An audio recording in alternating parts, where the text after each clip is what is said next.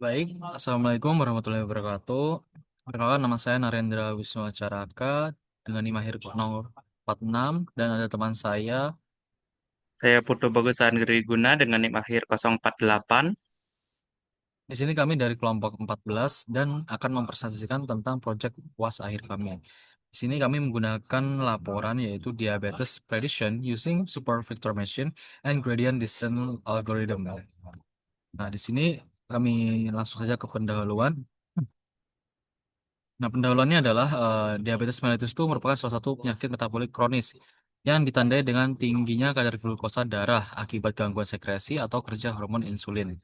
Nah, penyakit ini itu memerlukan harga yang cukup mahal untuk menggunakan metode diagnostiknya, sehingga hanya beberapa orang saja yang bisa mendiagnosis penyakit ini. Nah, di sini kami itu mengembangkan model prediksi yang non-invasif atau tidak terlalu mahal yang berbasis dengan data sekunder, misalnya dari data-data seperti gejala awal dari diabetes.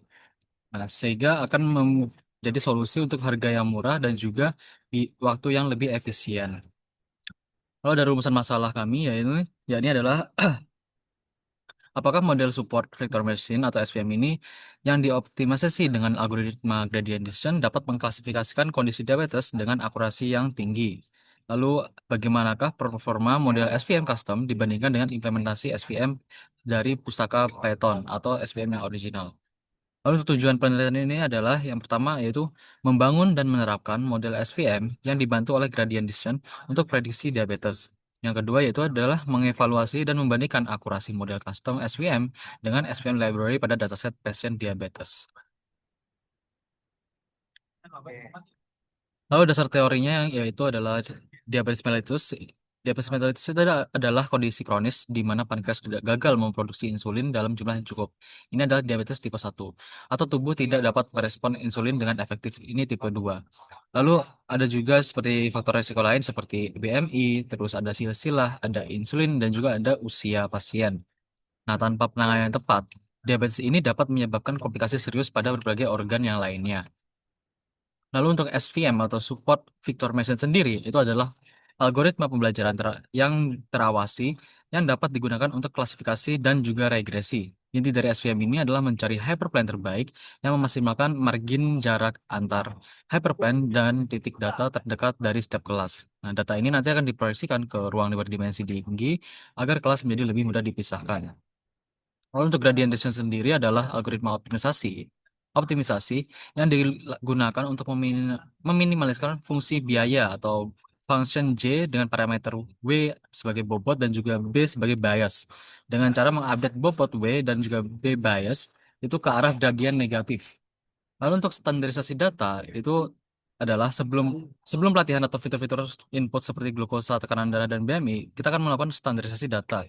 Nah, di sini agar fitur dengan nilai rentang besar itu tidak mendominasi proses optimisasi.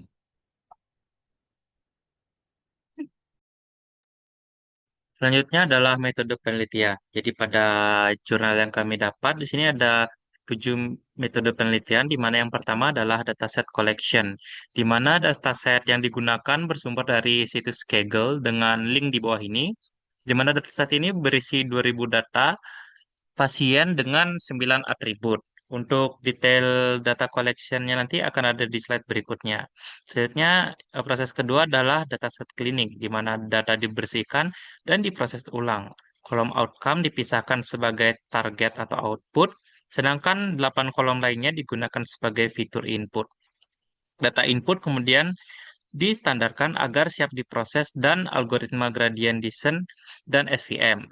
Selanjutnya adalah data augmentation, di mana fitur-fitur seperti glukosa, tekanan darah yang memiliki rentang nilai besar dikonversi ke dalam skala desimal. Misalnya yang tadinya nilainya 100 diubah menjadi 0,6 agar memiliki skala yang seragam. Hal ini penting agar algoritma pembelajaran bekerja optimal. Selanjutnya adalah proses keempat yaitu support vector machine implementation, di mana setelah bobot dan bias diperoleh, model SVM digunakan untuk membuat hyperlink dan mengklasifikasikan data. Jika hasilnya positif, maka prediksi akan keluar mengidap diabetes, dan jika hasilnya negatif, maka prediksi akan mengeluarkan tidak mengidap diabetes. Proses kelima adalah predicting diabetes, di mana model yang telah dilatih akan digunakan untuk memprediksi apakah seseorang menderita diabetes atau tidak berdasarkan input dari data pasien itu. Yang keenam adalah testing accuracy of SVM model, di mana model diuji menggunakan data uji untuk mengetahui tingkat akurasi prediksi. Jadi semakin tinggi nilai akurasi, maka semakin andal model tersebut dalam memprediksi kondisi diabetes pasien. Dan yang metode terakhir adalah metode evaluation, di mana model SVM ini hasilnya implementasi manual dengan gradient descent akan dibandingkan dengan model SVM dari library Python. Perbandingan ini bertujuan untuk mengevaluasi keunggulan atau kelemahan pendekatan yang diusulkan dibandingkan di eh, metode built-in. Selanjutnya adalah mengenai dataset diabetesnya. Jadi di Kaggle ini, dataset ini dibuat oleh John Da Silva di Kaggle, yang merupakan kumpulan data yang digunakan untuk memprediksi kemungkinan seseorang menderita diabetes berdasarkan berbagai fitur medis. Jadi dataset ini terdiri dari 2.000 baris dan ada 9 kolom fitur. Jadi yang fitur pertama itu adalah pregnancies, di mana jumlah kehamilan yang pernah dialami.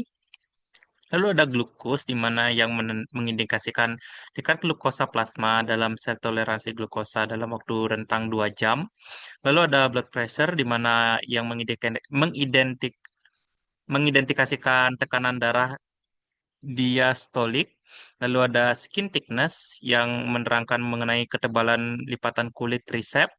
Lalu ada insulin, yang menandakan tingkatan insulin serum dalam waktu 2 jam terakhir. Lalu ada BMI atau indeks massa tubuh. Selanjutnya adalah diabetes pedigree function, di mana fungsi silsilah diabetes yang menunjukkan kemungkinan keturunan diabetes. Lalu ada age, yang mengindikasikan usia dari pasien. Dan yang terakhir adalah outcome, yang menginisiasikan hasil diagnosis diabetes, di mana nilai 0 menandakan tidak mengalami diabetes dan nilai 1 adalah mengalami diabetes.